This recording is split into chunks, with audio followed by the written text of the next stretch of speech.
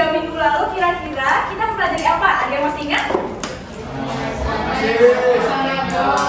Teks anekdot. Oke, teks anekdotnya minggu lalu kita belajar tentang pengertian. Kira-kira anak 96 siapa yang masih ingat mengenai pengertian teks anekdot? Adakah yang masih mengingatnya? Nadif. Oke, boleh. Udah. Betul sekali. Jadi teks anekdot adalah suatu teks narasi yang lucu, menghibur, dan juga bertujuan untuk menyampaikan kritik ataupun sindiran. Selain pengertian, minggu lalu kita juga membahas mengenai ciri-ciri teks anekdot. Adakah yang masih mengingatnya? Ciri-ciri teks anekdot? Cirinya? Ya, boleh. Ciri-cirinya adalah berbentuk cerita, bersifat lucu, mengenai orang penting atau terkenal, bersumber dari peristiwa nyata, dan berisi kritikan atau sindiran. Oke, tadi sempat disebutkan. Kita tepuk tangan dulu. Itu adalah materi kita di minggu lalu. Sekarang kita akan membahas mengenai struktur teks anekdot. Nah, sebelum kita membahas mengenai struktur teks anekdot,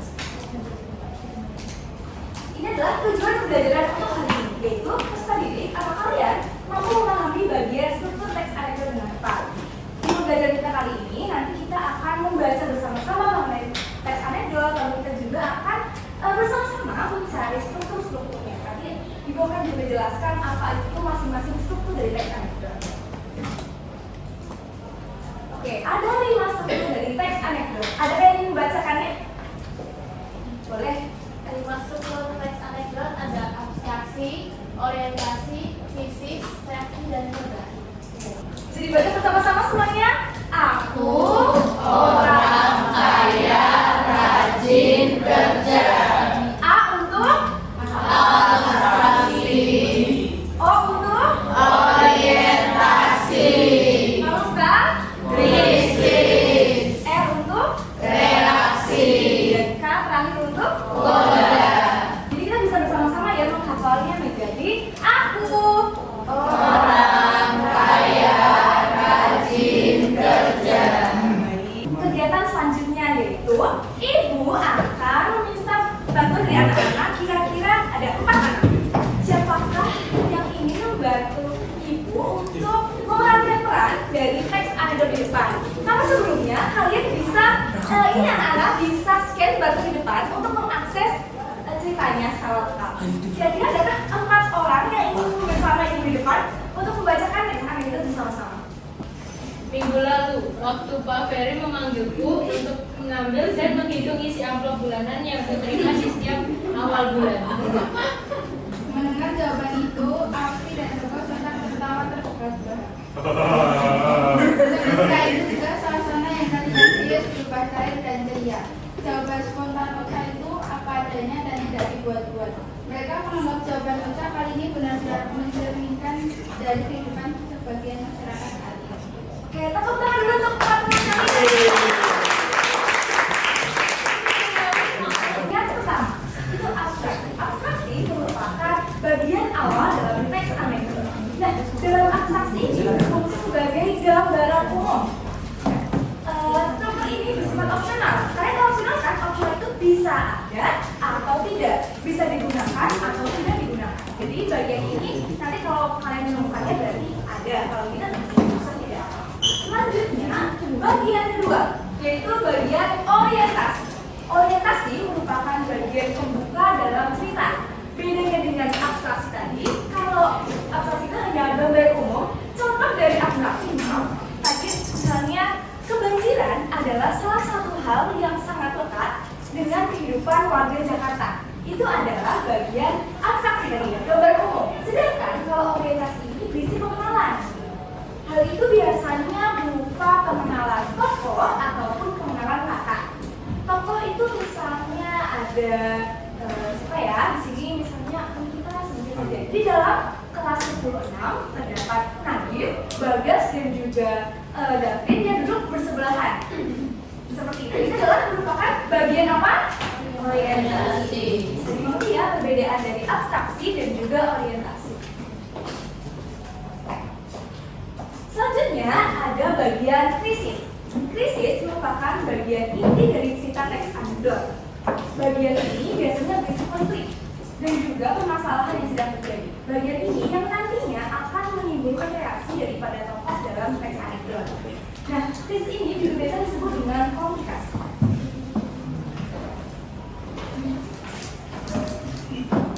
Bagian selanjutnya adalah reaksi.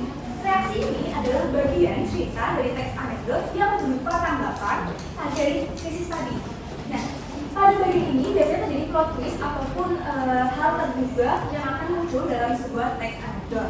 Reaksi itu biasa juga disebut dengan resolusi. Dan bagian yang terakhir adalah bagian koda. Koda adalah bagian akhir dalam cerita teks anekdot. Koda ini biasanya menandai bahwa cerita tersebut telah selesai. Nah, koda biasanya memuat komentar ataupun sikap para tokoh dari teks anekdot itu. Nah, di sini juga koda bersifat opsional. Jadi ada dua yang bersifat opsional. Jadi apa saja yang bagian awal? Abstraksi dan juga koda. Jadi nanti dalam menganalisis kalian juga patut mempertimbangkan apakah itu ada koda ataupun tidak. Seperti itu. Sampai sini kira-kira adakah dari materi struktur tadi yang ingin ditanyakan? Belum ada atau ada? Belum. Nih, kalau belum ada, kita akan mengerjakan AKBD. Namun sebelum itu kita akan membentuk kelompok. Dalam membentuk kelompok, Ibu akan jelaskan sistematikanya. Sistematika membentuk kelompok pada hari ini nanti absen 1 sampai 6 itu kelipatan 6 akan maju ke depan dan melakukan, kalian familiar dengan home primal tidak anak-anak? Familiar ya, pasti sudah sering memainkan ini. Maju ke depan itu adalah babak A, nanti di sebelahnya ada babak B yaitu presensi 7 sampai 12 gitu. Jadi sekarang boleh presensi 1 sampai 6 boleh maju ke depan sampai, dan presensi 7 sampai 12 boleh maju ke depan juga.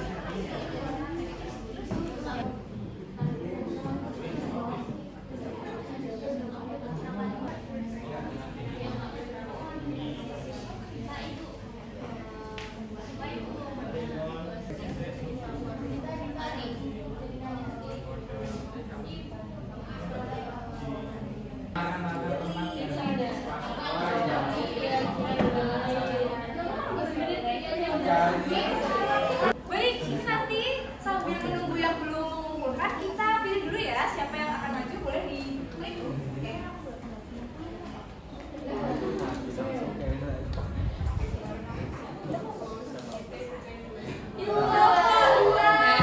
Siapa nomor 2? Oke, nomor 2 bisa maju ke depan, yuk kita bersama-sama diskusi dan juga Karena bagian ini adalah orientasi, karena menunjukkan latar belakang cerita, memberitahu situasi awal yang lagi dijalani. untuk orientasi adakah yang sama? Kelompok siapa yang sama? Mulai dari bisnis suara yang sama. Bagian ini dari jumlah banyaknya maskapai dan juga negaranya dulu. Sama? Kelompok sama? Oke, kita lanjut ke struktur berikutnya. Alasannya karena koda ini menyampaikan perasaan seorang tokoh yang merasa puas dengan jawaban tersebut. Untuk yang terakhir ataupun koda, juga kalian terdapat koda atau tidak? Terdapat. Jadi sudah sama ya jawabannya seperti ini, jadi sudah benar. Oke, kita tepuk tangan dulu untuk kelompok 2.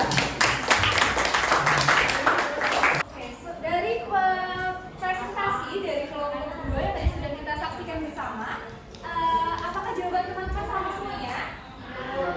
Kurang lebih sama. Kira-kira dari kelompok ini adakah yang berbeda di bagian mana? Jadi dalam teks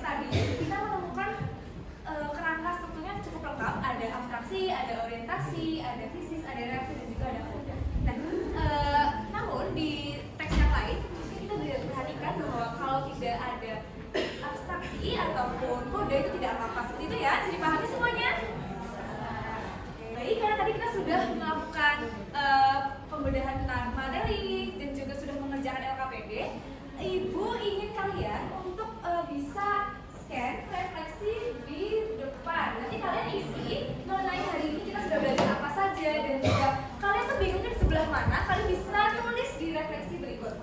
Nah, sambil kalian menulis refleksi, Ibu akan menyimpulkan kegiatan hari ini. Nanti kita bisa bantu bersama-sama ya. Oke, kegiatan hari ini kita tadi sudah membahas mengenai struktur. Kira-kira tadi strukturnya apa saja tadi? Ada aku orang kaya, rajin kerja.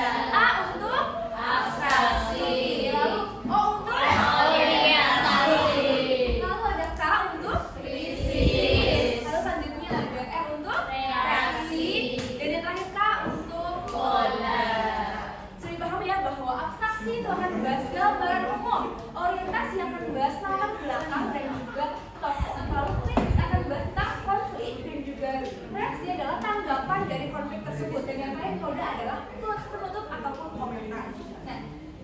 Nah, seperti itu saja untuk hari ini. Nanti kalian kan jawabannya sudah ternyata sama dan juga benar ya. Nanti kalian bisa bertanya lebih lanjut mengenai mungkin materi-materi yang belum bisa kalian pahami kepada aku, bisa melalui WhatsApp ataupun yang lain, dan juga bisa bertanya dengan teman-teman yang sudah lebih bisa menguasai materi tersebut. Nah, dari aku cukup untuk hari ini. Bila ada salah kata, aku mohon maaf. Dan juga untuk teman-teman, silakan belajar lebih lanjut untuk materi berikutnya, yaitu tentang kaidah kebahasaan. Nanti kita akan lagi-lagi akan membaca